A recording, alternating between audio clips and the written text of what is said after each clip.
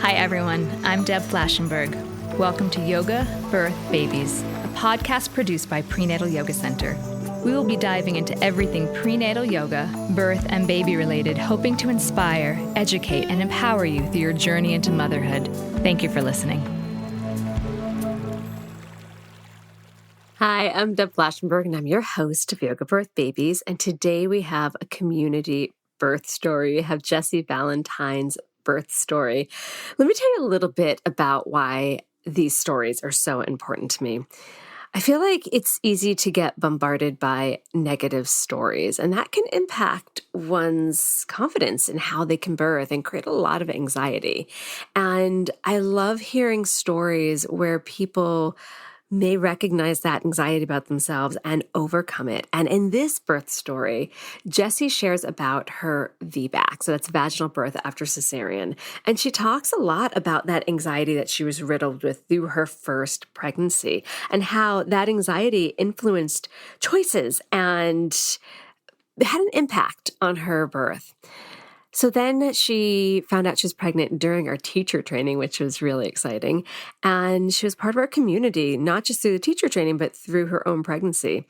And I remember seeing her online because she lives in Long Island, and we'd be teaching either from online in my house here in New Jersey or from the studio. And I'd see Jessie signed up for class, and it was just such a joy. And after she had her baby, she shared with me that she had the VBAC that she really not just craved, but felt in her gut and spent so much time preparing. And I was so honored when I asked if she would come on the podcast and share her story, and she said yes. And these type of positive birth stories, I think, can really impact where Jessie truly believed in her ability to have the birth that she envisioned. And she created the space and she found the support to believe in her. She changed care providers. She had the support of a doula. She really educated herself. And it's not just the education, she really prepared her body for this experience that she wanted and that she got. And I'm just really excited for you to hear that positive story. One thing I noticed as Jessie was sharing from the beginning of the podcast recording to the end, you could hear the joy in her voice. You could almost like hear the anxiety as she talked about the first pregnancy and birth. And then when she started to talk about her VBAC, you could feel how she relaxes into it as she did during her labor and birth. She relaxed into it. She went with it. She trusted it. And I think it's just a magical story, and I'm really excited for you to hear this. But let me tell you a little bit about Jessie. All right, so Jessie Valentine is a registered dietitian who specializes in fertility and perinatal nutrition. She's a registered prenatal yoga teacher and a PYC teacher training grad. She is a postpartum doula servicing Nassau and Suffolk counties of New York. And now she is a mom of two. She has a 2-year-old son, and at time of recording, she has a 4-month-old daughter. And it's just a beautiful story. I'm really excited for you to hear. And always thank you, Jessie, for sharing your story and being open and vulnerable for our community. Before we get to Jessie's amazing birth story, I always love to touch base about what's happening here at Prenatal Yoga Center. So we're in a new year. So exciting. So here we are in our new year, and we have our winter online teacher training, and we're soon going to start our in-person New York City teacher training for March and April. We still have our classes going strong at the studio. We've got our in-studio classes, our hybrid classes, our live stream classes, and then, of course, our workshops. So things are chugging along. I can't believe it's already January.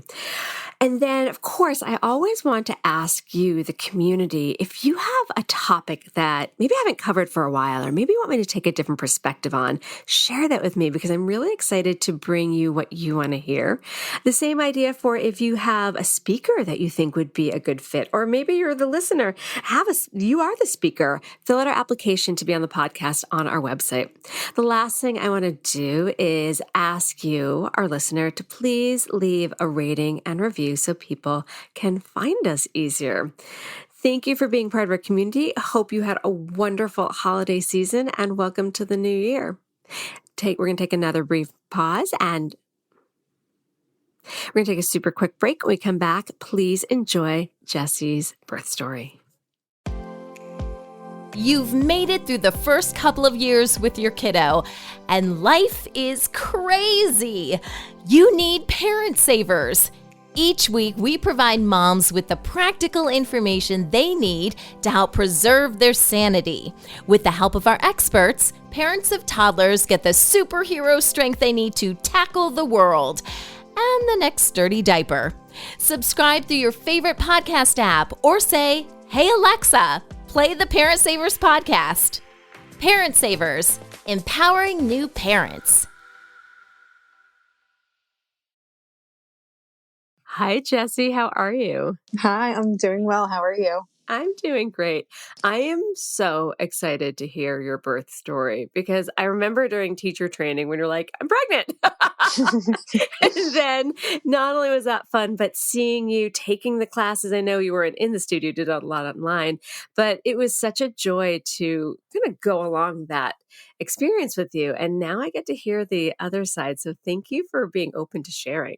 Thank you for giving me this opportunity. I'm so excited just to share. And the Prenatal Yoga Center gave me so much, even though I did the training, what I got back from it was indescribable. Oh, I'm so happy to hear that. So before we get into your story, tell me a little bit about you. Sure. Well, now I'm a mom of two. I'm a registered dietitian. I work part-time in a hospital, and I also have my own private practice that focuses on nutrition for fertility, pregnancy, postpartum.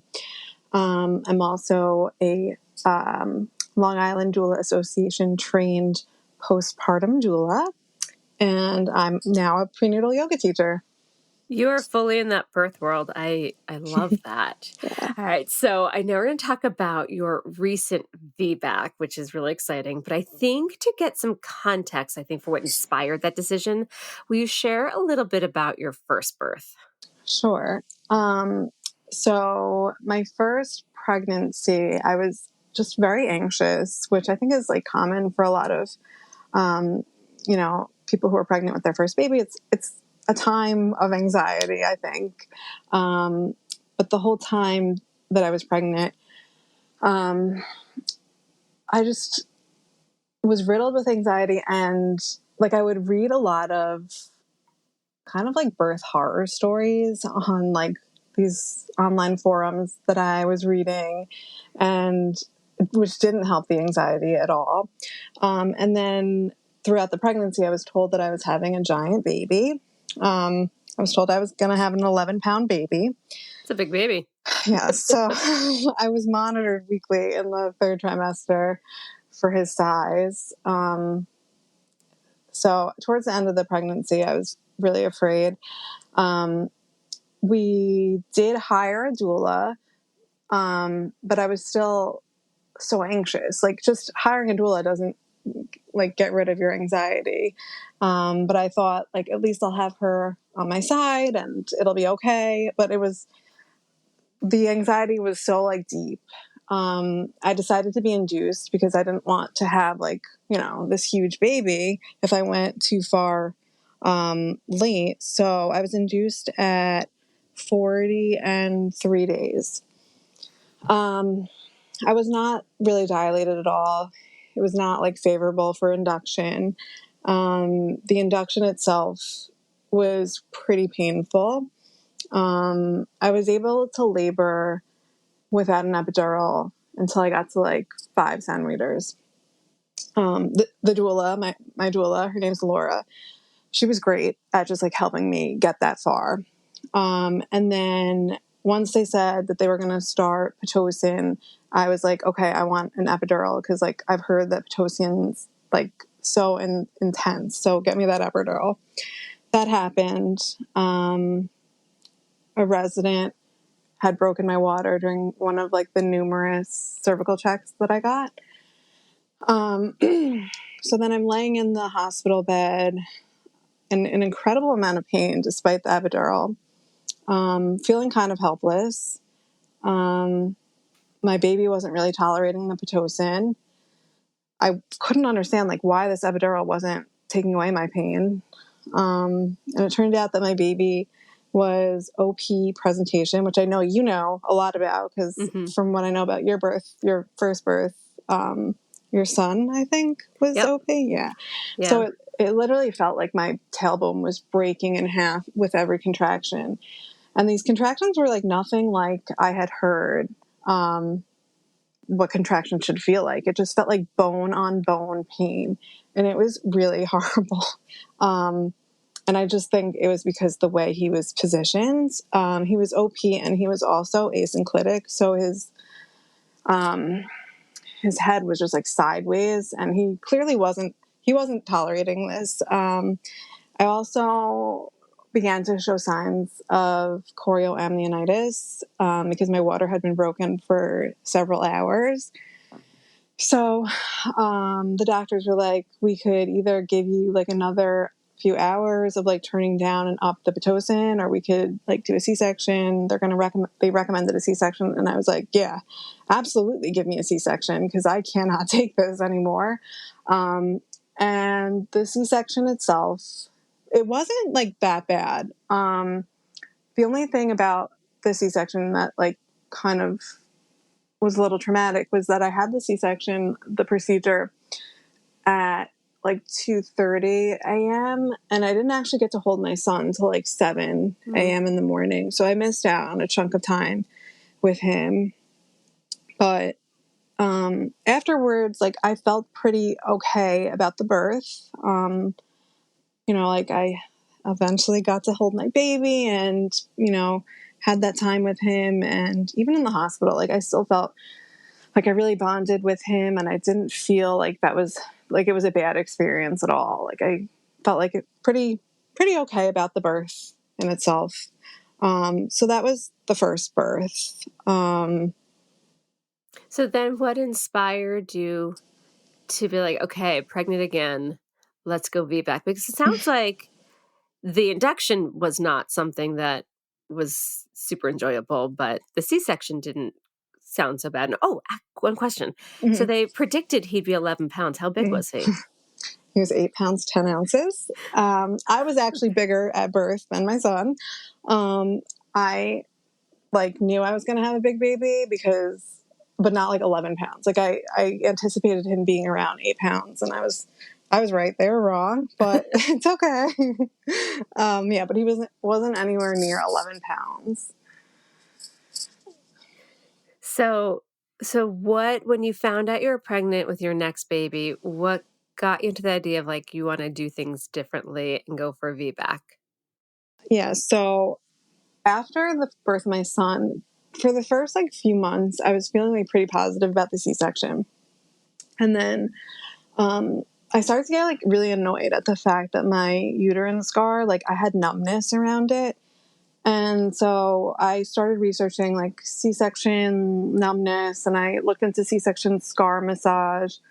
And then that led me into learning about like VBACs. And then I read the book Pushed. Forgot who writes it, but it's a great book. And now it's kind of like Jennifer Block, right? Yes, yeah.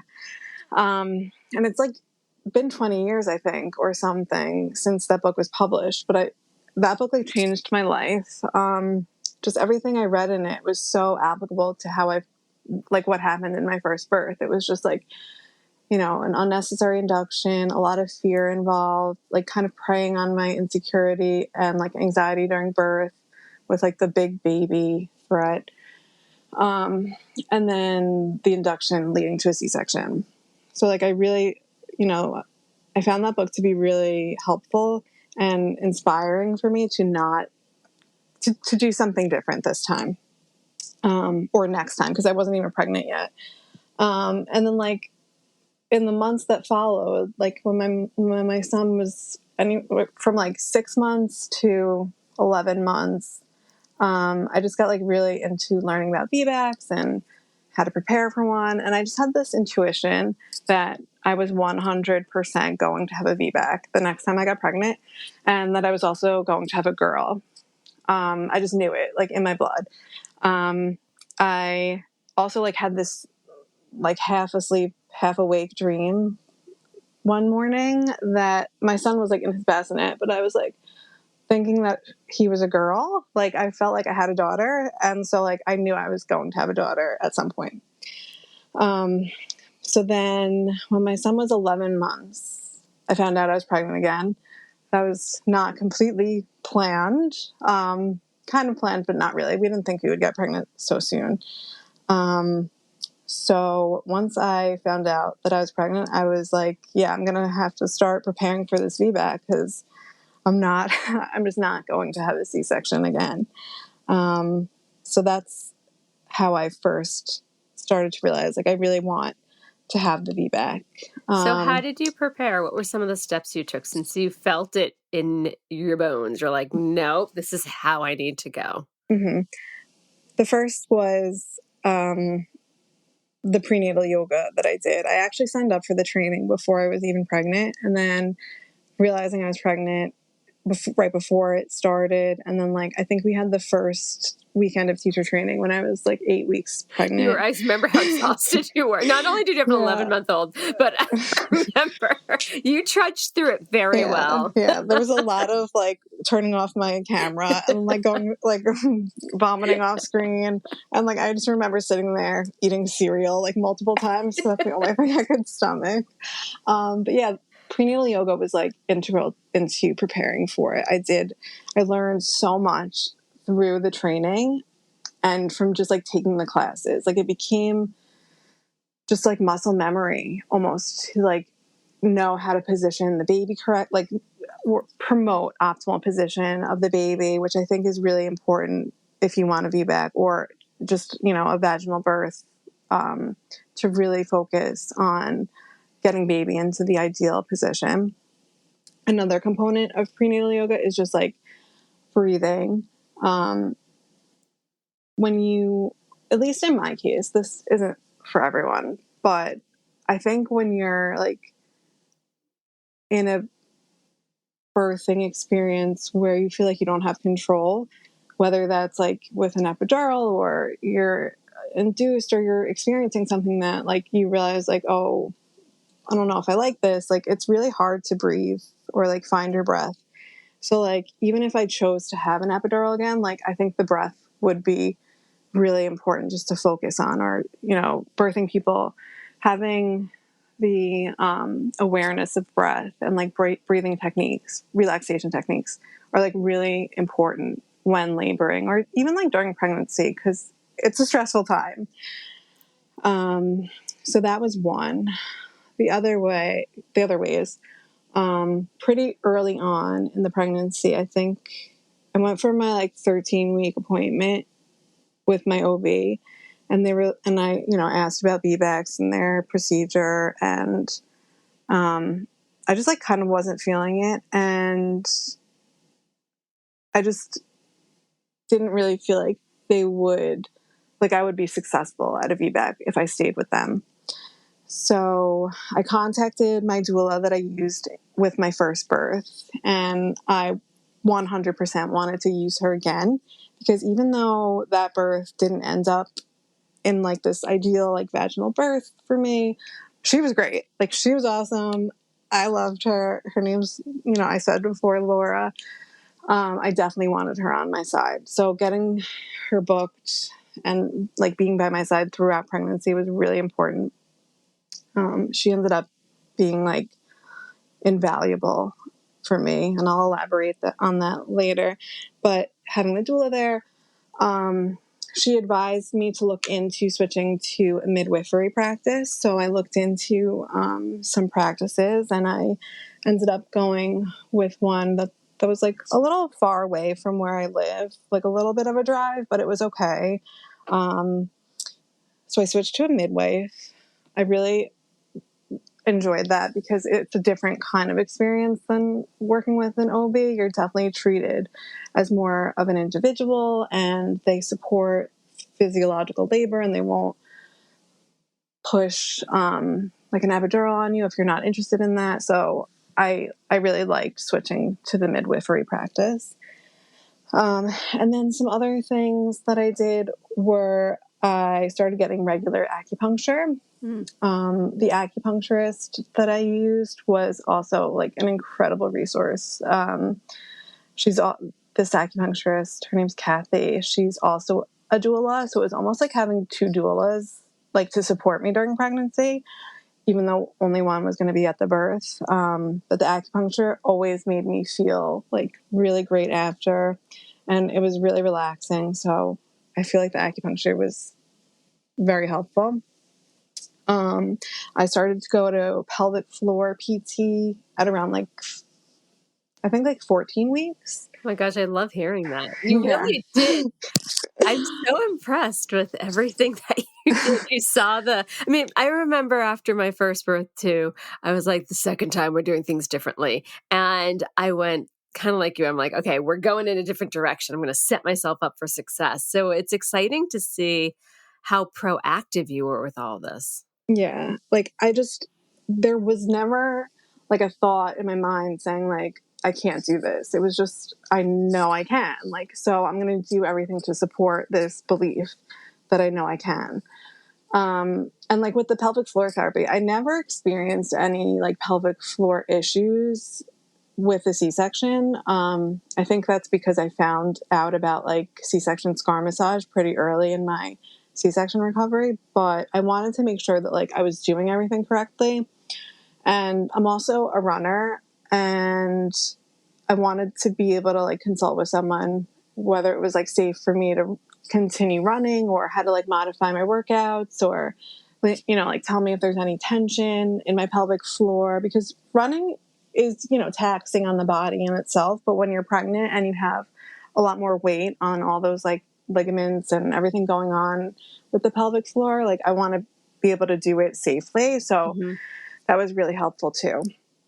So I do have a question. So you clearly had your focus in mind. You're like, vaginal birth after cesarean, doing it. Check, check, check, everything there. Yeah. Did you take some time and just think about the possibility that it may be a repeat cesarean? Did you do any emotional preparation for that? That's such a good question. I actually didn't. I like your honesty. No, I did not. I definitely did a lot of emotional work, which is another component of preparing for this birth. But when it came to preparing for a C-section, I didn't feel like entertaining the thought.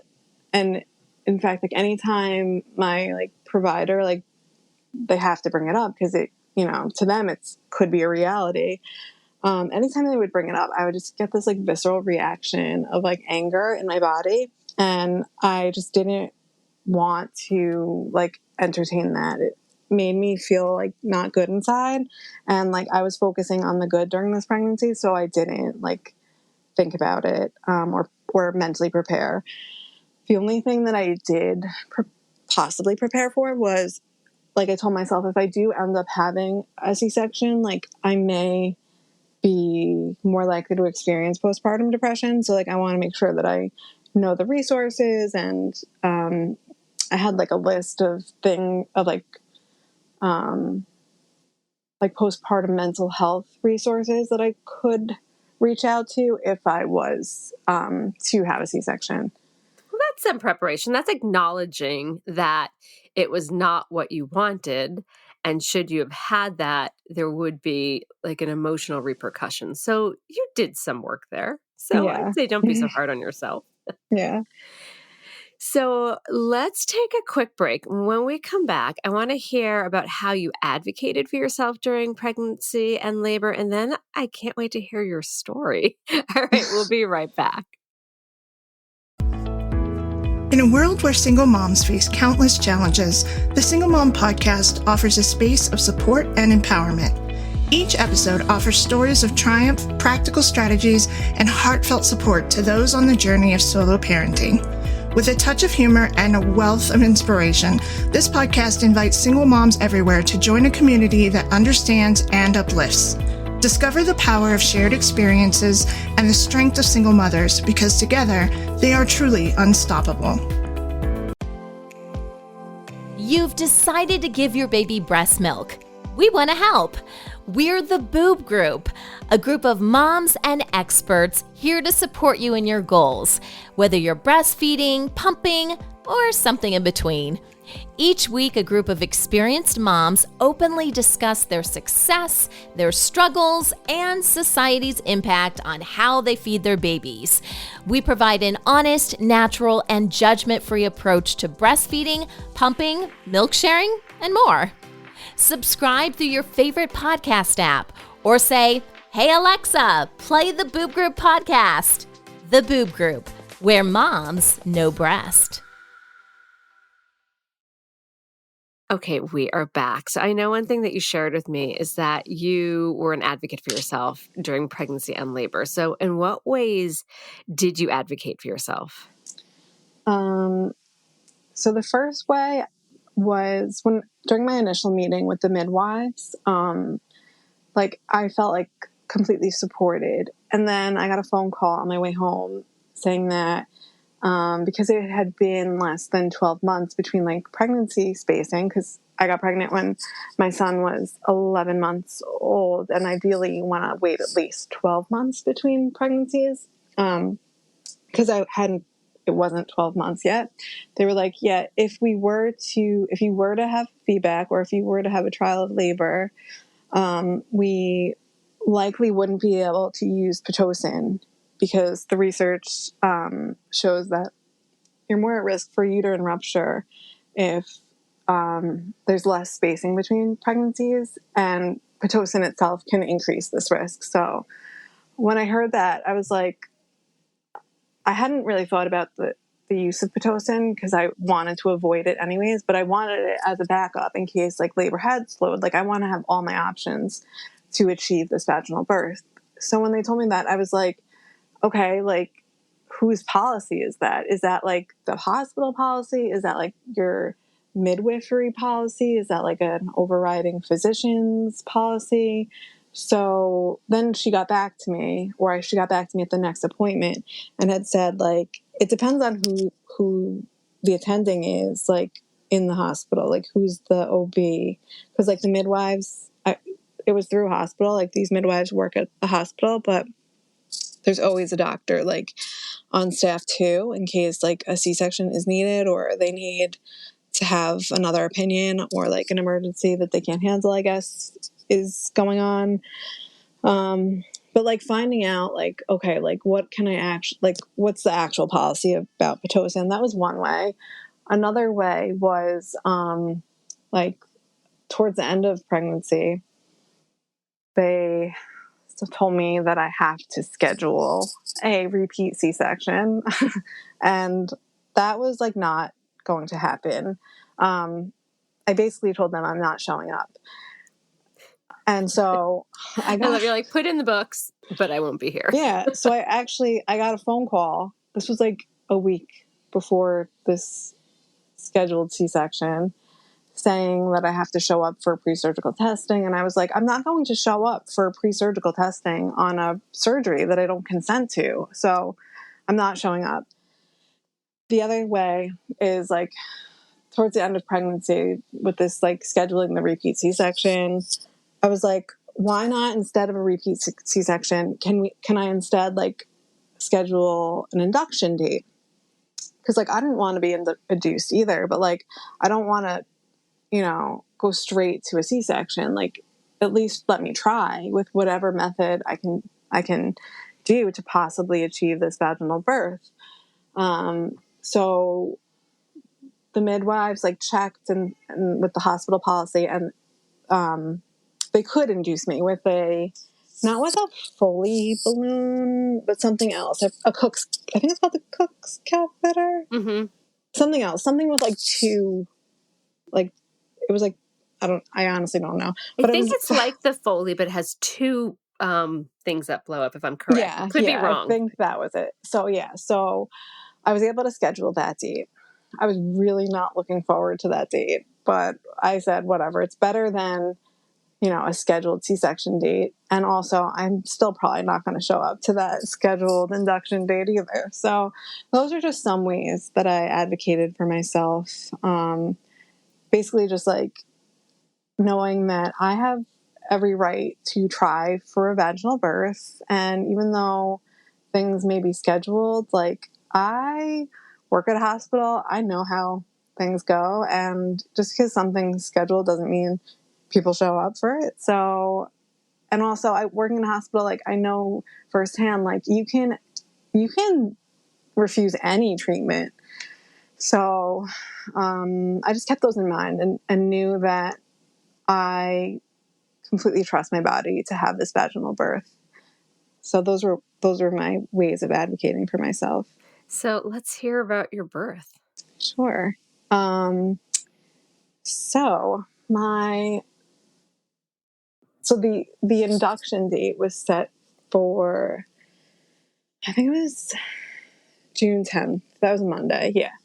So I was really not looking forward to that date. I was like, the week before I was just dreading it, but, I wanted to like schedule some things for the weekend just to take my mind off things. So I did that. That week I was like eating so many dates. I was drinking all the raspberry leaf tea. I was doing curb walking. I was doing everything I could to possibly like have this vaginal birth without being induced. I was kind of bummed because I had no like nesting symptoms or signs of like nesting. Like I had no desire to clean. I had no desire to like make meals ahead of time. And I was like, I guess I won't be going into labor myself. And I did have like 1 or 2 cervical checks before, and I was like barely a centimeter dilated, which I know like is like indicative of nothing because things can, change from minute to minute, but I was feeling bummed about that. So I was just trying to take my mind off things. On Thursday, June 6th, I had given my mom this eggplant parmesan recipe that's apparently famous for like inducing labor. And my mom's Italian, so she happily cooked me this eggplant parmesan. It was delicious. And I ate like a decent portion of it.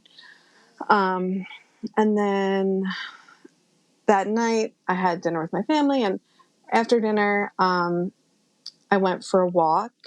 As I was doing I was taking a lot of walks at night just to like clear my head. And like I mentioned, I didn't have any nesting symptoms, but in retrospect, during this walk, like I usually would listen to podcasts, or I would listen to like birth stories, or I would listen to like kind of like dance music that I would run to. But this particular night I was like, no, I'm going to listen to this, to my birth, and my labor playlist that I had made, that I had been working on because I wanted some music to listen to when I do go into labor. So I was listening to that. I came home. I felt like, okay, cleared my head.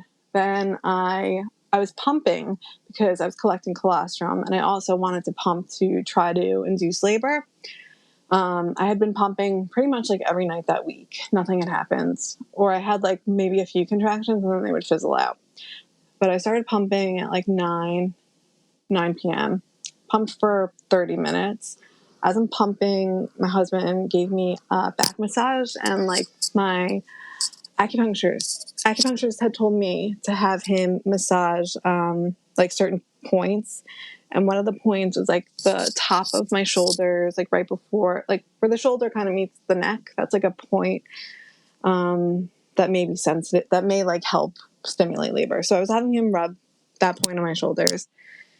And basically, as soon as I turned on that pump that night, I started having contractions. And they were like pretty intense. They were like back to back kind of, or there was like a 30-second interval between them. But they were tolerable. And I started getting like really happy about like, yay, I'm having contractions. And like, I turned off the pump after 30 minutes and the contractions didn't stop. And like, they were pretty intense. And my husband's like, I've never seen you make these faces. And I'm like, no, like, this is just like, these are just practice contractions. Like, this is just Braxton Hicks. Cause like, I didn't want to get like too hyped. But they continued. And then I hadn't packed like a hospital bag because I had planned on doing that weekend because I was going to be possibly induced, or I knew the end was near, but like I wasn't really that ready for it. So my husband's like, do you think we should like pack a bag? And I was like, no, because these are going to fizzle out. So I told my husband, like, let's just go to bed. These are going to fizzle out. This isn't real. So he immediately falls asleep. These contractions for me are still going, but I'm not going to like get too excited about it. So I'm laying in bed. The contractions are coming. I think at that point I did download a contraction timer. They weren't regular. They were like anywhere from like 5 to 12 minutes apart, which to me, I don't feel like is regular, but they were coming, and my husband was asleep, and I was just in bed, kind of moving around. I had my bolster in bed with me, so I used that to kind of lay side lying, put between my legs. I got into all fours. I kind of just practiced like what we do in class with like repositioning and finding position where like the contractions are manageable. And around like 11 something, or like maybe 12, I texted my mom, who lives pretty close by, that like I may need her to come over tomorrow because like I'm having contractions, but don't tell anyone, because I wanted to keep it secret in case it wasn't real. And then between like 12 and 1 or 1, I woke up my husband and I was like, all right, this could be real. Like these could be real contractions. So I woke him up. I decided to get in the shower because like if we were going to go to the hospital the next day, I wanted to be clean. And then like in the shower, they just like intensified. And I was like, wait, isn't like water supposed to like help with these contractions? So I told my husband, like, you take a shower too, because like we have to go at some point. So I kind of used him for support in the shower. We got out of the shower. At that point, we called the doula. And then I told my mom at like 1:50 a.m., like, come over with a pillow just to be here in case. Like, she said she was coming over. I think she came over within like 10 or 20 minutes. Within that span, like things like really ramped up. But like I was still kind of in denial that I was in labor. Like I knew I was probably like in the beginning stages of labor, but also like, I don't know, like my water hadn't broken, and I wasn't like, I guess I was like in disbelief. My husband was on the phone with the doula, with Laura, and she had asked me like, do I still have my mucus plug? And I was like, so I checked, and I started to lose that very slowly and very like subtly. And she said, like, if you're having problems, if you feel like you can't tolerate the contractions, like get in the bath. So I ran a bath and I got in the bath, and it was so painful. Like everyone says like water or like heat is helpful, but like I was not feeling it. And I think being sitting sitting was really uncomfortable for me during these contractions. Like I needed to be standing. So I got out and I stood, and at that time my mom was over, and I had a few contractions where I was like, oh my God, like I might have to abandon my birth plan of like having like an unmedicated VBAC, and like I might have to go to the hospital and get an epidural, because like this is crazy, like how intense this is. And like in my mind, I was only, like I couldn't have been more than 3 centimeters dilated at that point. So I'm just thinking to myself, like, if it's this intense at this point, like, I don't think I can go another, like, I anticipated being in labor for at least 24 hours. So I'm like, I don't know if I can do this for 24 hours. So I told Laura, our doula, and I told my husband, like, I don't know, like, maybe we should just go to the hospital. So as we're getting ready, now I have to pack my bag for the hospital. Trying to like do that through these really intense contractions, like holding on to my mom for dear life, who kept reminding me to breathe, which was really helpful, because like everything I thought that I would be using in labor, like actually didn't really, like the breath the breath work was really what I needed, but like, I didn't even have a chance to like do any kind of, once the contractions like really ramped up, like I wasn't thinking actively about like having my knees in or like having my knees at, or like the position of my body. Like I wasn't thinking about things that we normally talk about in yoga class. I was just thinking like, how am I going to get through these contractions, especially because it's so early on in my labor. So as we're getting my things ready to leave, we're like headed towards the door, and like I feel this sensation that she's incredibly low, and then I feel my body involuntarily push, and I was like oh my God, like this can't happen. Like I'm walking down the stairs and I'm like pushing, and I was like, oh my God, like are you kidding me? So my husband, we get into my car, and I get into the front, the like passenger seat, and I was like, no, like I cannot sit in this position. Like it didn't feel good to sit at all. So he had to like remove the back like car seat and like do this really quick. And I'm like moaning at this point. My neighbors probably thought something crazy was happening outside. But involuntarily pushing and just trying to get through it. We get in the car. The hospital it was like, I think it was like a 35-minute car ride there. So during this car ride, I still continue to involuntarily push. I'm kind of like holding back because I don't want to have a car baby. Like I think most people like want to have their baby either, you know, in a space that's like in a planned space. Yeah, it's like in a destination, like not like in a moving vehicle. So the contractions did start to slow down. Like I remember, I think on that car ride, I only had like 3 or 4 contractions, but they were very intense.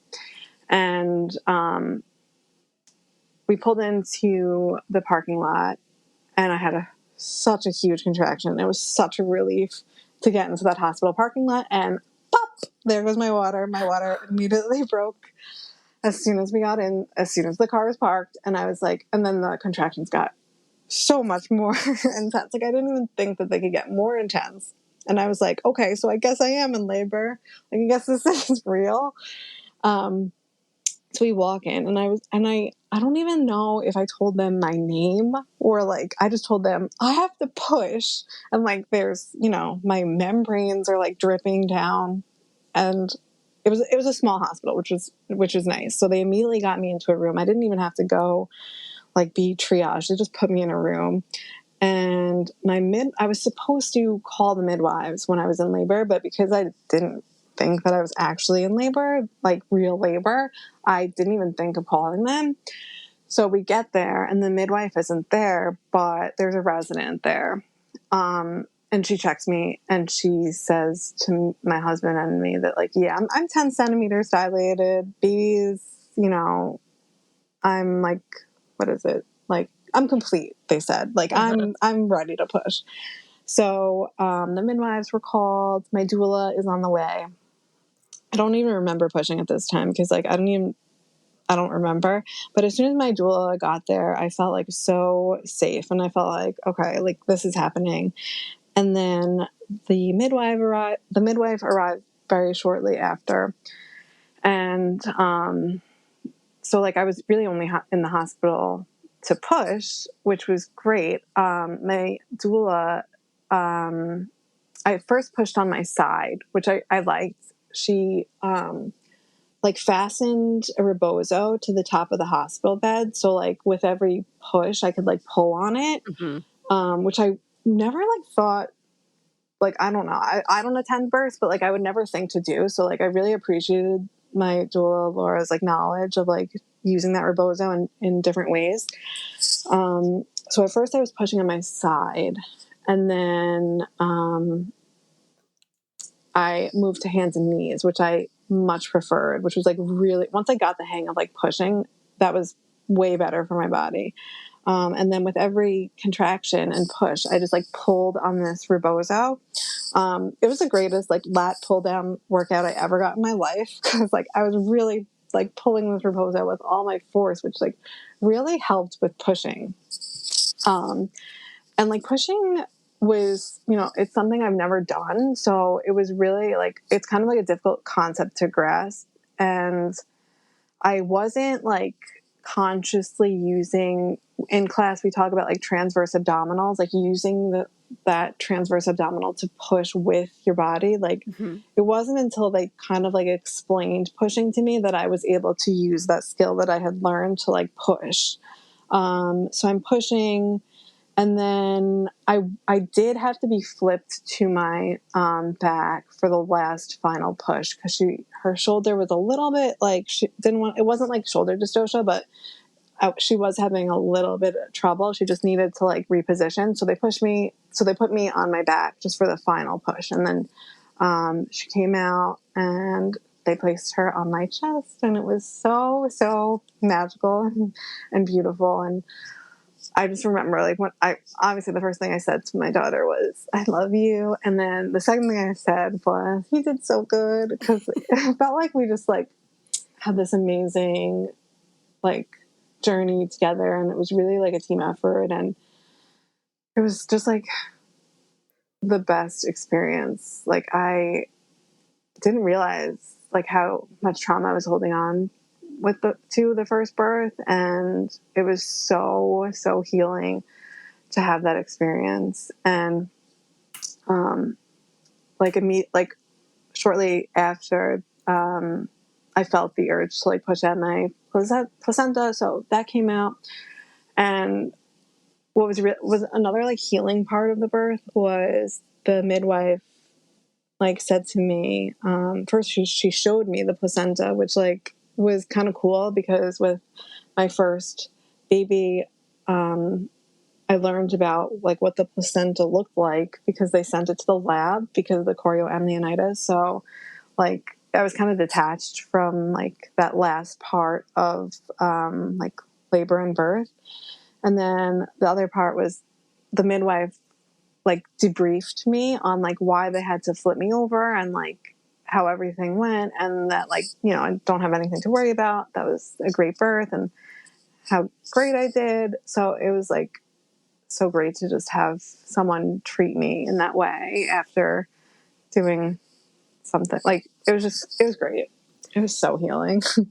I'm so glad, and I can hear just in the relaxation of your voice talking about it, the healing aspect that you did achieve something that you so wanted to. And it was not even about achieve, it was just you believed in yourself and you worked so hard with baby. Like you guys were a team and you really set yourself up. And I'm so happy for you because I can tell what you carried. Like the beginning of our conversation, I can almost feel the anxiety that it sounded like you had during your first pregnancy. And then I could, as you talked about your birth, it was like dissipating. I also hear your baby in the background. You need to go. No, yeah.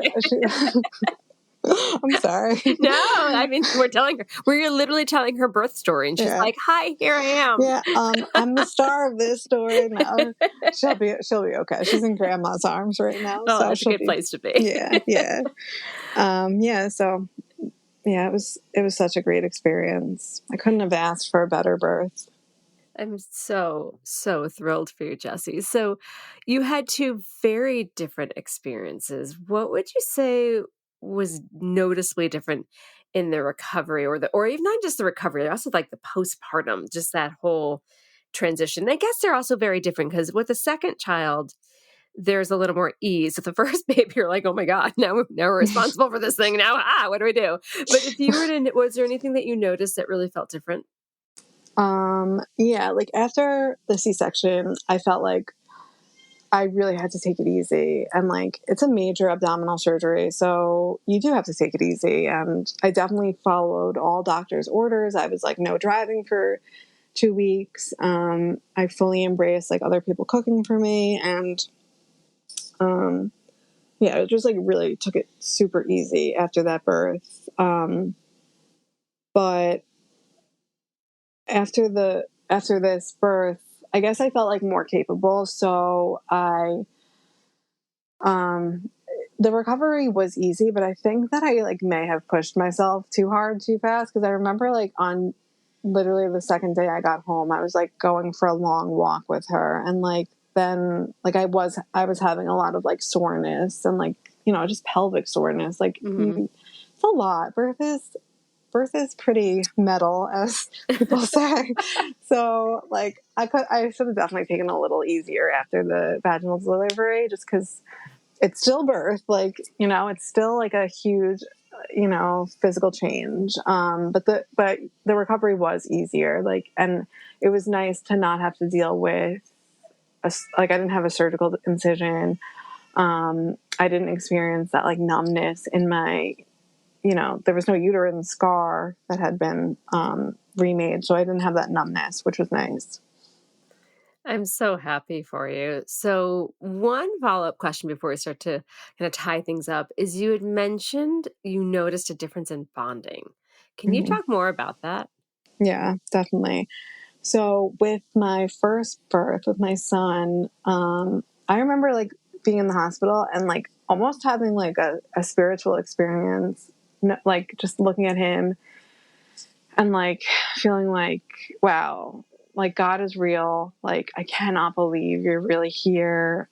Like, just overwhelmed with this feeling of love. And I remember leaving the hospital in tears, not because like I was traumatized or sad, but like so happy that like I was finally, holding my little boy in my arms. And like, I don't know if it's just because, when you first become a parent, like you, like, I guess like you experience, like people experience this rather than like the second time it might be different because you've already experienced it. But with this birth with my daughter, like I think because I spent basically the entire pregnancy like planning for the VBAC, that I did less bonding with her like in the womb. So like after I had her, of course, like I immediately bonded with her, but it wasn't as profound immediately as with my son. And then around like 2 months in, I was nursing her one night and it like hit me all at once. I had that same like magical, like God is real moment where I was just staring into her eyes, and like I did bond fully with her at that moment. And it's been like amazing since then. But I just think it's interesting because a lot of times, I think a lot of people feel or like fear that like C-sections, there's less bonding with the child. But for me, that definitely like wasn't the case. And I think like you can have the perfect birth experience and still experience like, some, unexpected like postpartum symptoms or just unexpected feelings. Because like nothing about parenthood or birth is predictable. It's just, there's so many like hormones involved, and it could have just been because like my son was my first baby and this is the second, so it's like different. Or during the pregnancy, like my daughter, this baby, like it wasn't my sole focus because I already have another baby at home. I had a toddler at home, so it could have been like a multifactorial like thing. But it was just interesting to me that it took me longer to bond with her despite, having this perfect birth. And now I love them. I love both my children so much. So I would never want my daughter to feel like, oh, we didn't bond at the beginning. It's just that I just find it very interesting how, birth is important, but it's not everything. Like you can still have a beautiful, beautiful bonding experience with your baby if your birth isn't what you expected. And that's completely beautiful. Yeah, and I appreciate you saying that because I think it normalizes what is not uncommon. And I hear that from a lot of people, like it took them a little bit to really bond, or they had a challenging birth and then they had to kind of take care of their mental state or whatever the case is. And so I just appreciate you being honest and open about your experience. Okay, we're going to take another break and I'd love you to share one tip or one final piece of advice you would like to offer new and expectant parents? And I'm curious because you can do this as a parent, you can do this as a prenatal teacher, you're a registered dietitian. So I'm kind of curious which hat you're going to put on for this. So think about that. We're going to take a break. We'll be right back. You were probably expecting one, but got pregnant with two. We get it. Twin Talks encourages moms who are expecting twins as well as experienced moms of multiples. Together, we'll explore the unique challenges new parents face when raising two or more children of the same age. Join us as we embrace the joys of parenting when you've got double the duty. Subscribe through your favorite podcast app or say, "Hey Alexa, play the Twin Talks podcast." And be sure to visit newmommymedia.com to check out our other parenting shows, Preggy Pals, Newbies, Parent Savers, and the Boob Group. Twin Talks, parenting times 2. Okay, we're back. So what is one final tip or piece of advice you would like to offer new and expectant parents? One piece of advice would be to, I think, really trust your gut and just believe in yourself. Something that I say in some of my prenatal yoga classes that I'm teaching is that pregnancy is a time of increased intuition. And unfortunately, pregnancy can also be a time where we're anxious. So it's really important to just hold space for yourself and kind of decipher, is this my anxiety speaking or is this my intuition? Because for me, as someone who was riddled with anxiety the first pregnancy, hearing a very clear voice of I'm 100% having a VBAC, I know that was my intuition because there was no other explanation. And I didn't feel any anxiety about it. So I think it's important to really have space and have time for yourself, either before you're pregnant or during pregnancy, to really listen to what your gut is telling you. Yeah, so that would be my one piece of advice. It's hard. It's really hard to listen to that advice. And I hear a lot from expectant parents that they're afraid and they don't know what to do. And that's so normal and valid, but just connect with yourself and connect with your baby and know you have this innate ability to listen to your body and use it. And that's where the yoga practice comes in. It's finding stillness because we're in such a culture of not having stillness, of constant stimulation and on the move. And what you're offering is sit within that stillness, even sometimes the discomfort of stillness, the mental discomfort, and just see what comes up and be curious and dig. I like that. I really like that a lot. Yeah. Where can people find your work? You can find me, my website is wholewomannutrition.com. If you're on Long Island and want to take some great yoga, I teach at Commune in Port Washington. You can also find me on Instagram at whole.woman.nutrition. I love your Instagram. When you were, first I didn't know it was you. I'd see reposts and I'm like, oh, it's Jessie. Yeah. You have a great Instagram feed. Thank you so much, Jessie, for sharing your story. It is always so special to me when I can hear the whole experience of someone that I've got the honor and pleasure of watching through their pregnancy. So thank you for opening up. I think it's going to help support so many other parents out there. Thank you. Thank you so much for having me on. And thank you to the Prenatal Yoga Center and Yoga Birth Babies because they were part of this. That's fun. This has been an episode of Yoga Birth Babies, produced by Prenatal Yoga Center. You can catch us on Facebook, Twitter, Instagram, and Periscope. I'm Deb Flaschenberg. Thanks for listening.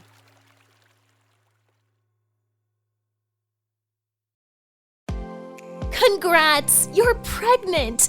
Now, what do you do during the next 9 months? You need Preggy Pals. We educate and entertain expectant mothers and those hoping to become pregnant. Each episode features pregnant moms-to-be as well as experts. Together, we explore topics aimed to embrace pregnancy and empower women as they give birth to their babies. Subscribe through your favorite podcast app or say, "Hey Alexa, play the Preggy Pals podcast." And be sure to visit newmommymedia.com to check out our other parenting shows, Newbies, Parent Savers, Twin Talks, and The Boop Group. Preggy Pals, your pregnancy, your way.